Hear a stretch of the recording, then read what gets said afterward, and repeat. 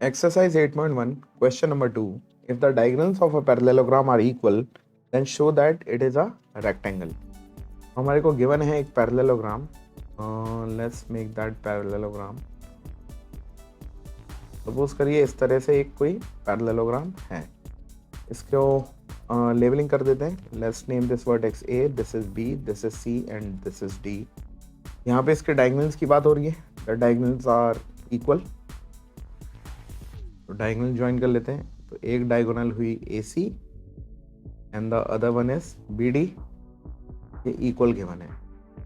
ठीक है.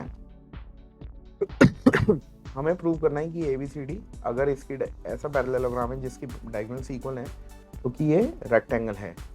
तो स्टार्ट करते हैं. सबसे पहले हम लिखते हैं इस तरह के क्वेश्चंस में जहाँ पे प्रूव करना होता है गिवन. तो हमें गिवन क्या है? पैरेललोग्राम गिवन है ABCD और इसकी डायगोनल्स इक्वल गिवन है AC is equal to BD. ठीक है. टू प्रूव हमें प्रूव करना है ABCD इज अ रेक्टेंगल. और प्रूफ पे आते हैं. अगर कुछ कंस्ट्रक्शन करना है तो वेल एंड गुड, नहीं करना तो आप सीधे प्रूफ के ऊपर आओ. तो चलिए पहले मैं आपको प्रूफ करा देता हूँ, फिर मैं समझाऊंगा कि मैंने प्रूफ वही चीज़ क्यों करी जो मैं करने जा रहा हूँ. ठीक है. यहाँ पे आप देखिए दो ट्राइंगल्स ले लो. आप ये देखिए triangle DAB and triangle CBA. इन दोनों ट्राइंगल्स को मैं नोट कर लेता हूँ. In triangle DAB and triangle CBA. यहाँ पे क्या हो रहा है देखिए. आपको पता है DA is equals to CB. Reason क्या है? Opposite sides of parallelogram equal होती है. ठीक है. DAB में AB है और CBA में BA है. AB और BA एक ही चीज है, कॉमन है. ये लिख लेते हैं AB is equals to BA. ये कॉमन है. द थर्ड इज DB या BD is equals to CA या AC. ये गिवन है हमको क्वेश्चन में. And DB is equals to CA. ये गिवन है. तो ये इस ट्राइंगल की तीनों साइड इस ट्राइंगल की तीनों साइड्स के इक्वल है. तो हम कह सकते हैं कि triangle DAB is congruent to triangle CBA by which criteria? By SSS congruence criteria या SSS कॉन्ग्रुएंस रूल. अब जब ये दोनों ट्राइंगल्स कॉन्ग्रुएंट प्रूव हो गए ना, तो CPCD से मैं ये कह सकता हूँ ये angle DAB is equals to angle CBA by CPCD. ठीक है. और DAB ये कौन सा एंगल है? DAB है ये पूरा का पूरा which is angle A and CBA is this angle. ठीक है. ये दोनों मेरे इक्वल आ गए हैं. अब जैसे ये इक्वल आ गए इनको लेट्स सपोज कि मैं मान लेता हूं कि ये x है. अज्यूम कर लिया.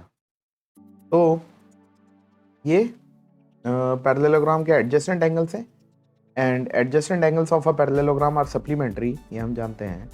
तो एंगल DAB मैं नेक्स्ट पेज पर चलो यहीं लिख लेता हूँ. Angle DAB plus angle CBA is equals to 180 degree. ठीक है. ये प्रॉपर्टी होती है पैरेललोग्राम की. Adjacent angles of parallelogram are supplementary. ठीक है. एंगल DAB को हमने क्या माना है? x. एंगल CBA को हमने क्या माना है? x, क्योंकि ये दोनों इक्वल प्रूफ किए हमने यहाँ पे. तो ये इज इक्वल्स टू 180 हो गया. तो इस चीज़ को मैं अब आगे कंटिन्यू कर लेता हूँ. तो x प्लस एक्स इज 180 यानी 2x इज इक्वल्स टू 180. तो इससे मालूम पड़ा कि x is equals to 180 upon 2 which is 90 degree. तो अब फिगर के ऊपर आ जाते हैं. x जो हमने माने थे एंगल्स दोनों ये 90 आ गए. अब आप देखिए ऐसा पैरेललोग्राम, देखिए कभी भी आपको किसी भी पैरेललोग्राम को रेक्टेंगल प्रूव करना है ना, तो अगर आपने उसका एक एंगल 90 डिग्री प्रूव कर दिया तो वो रेक्टेंगल प्रूव हो जाएगा. कैसे? देखिए आप, ये पैरेललोग्राम गिवन था ABCD. ठीक है. इसमें हमने एंगल A को 90 डिग्री प्रूव कर दिया. तो जैसे ये 90 डिग्री हुआ, एंगल A का ऑपोजिट एंगल C ये भी 90 हो जाएगा. Opposite angles of parallelogram are equal. ठीक है। और एंगल ए का एडजेसेंट एंगल, ये दोनों सप्लीमेंट्री होंगे तो ये 90 प्लस ये वाला एंगल, ये भी प्लस ये angle B should be 90 degree, तो ये भी 90 हो जाएगा, क्योंकि इन दोनों का सम आई मीन 180 होता है, मैं गलत भूल गया था।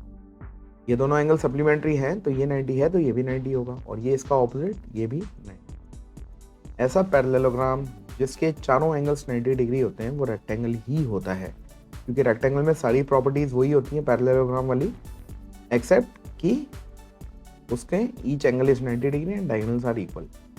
डायगोनल इज इक्वल हमको गिवन थी, उस चीज़ को लेते हुए हमने ये प्रूव कर दिया ये एंगल 90 डिग्री है। तो शुरुआत में मैं आपको बात बता रहा था कि मैंने ये दोनों ट्रायंगल ही क्यों लिए।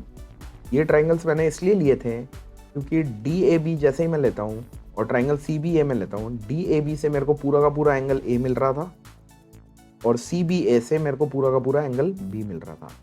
मैंने शुरुआत में ही सोच रखा था कि मैं एंगल A और एंगल B को जो है इक्वल प्रूव कर दूंगा और फिर इनकी एडजेसेंट एंगल प्रॉपर्टी को सप्लीमेंट्री यूज करते हुए दोनों को 90-90 कर दूंगा और मेरा काम हो जाएगा। इसी वजह से मैंने ये दोनों ट्रायंगल्स चूज किए। ठीक है, I hope it is clear to everyone. Bye now.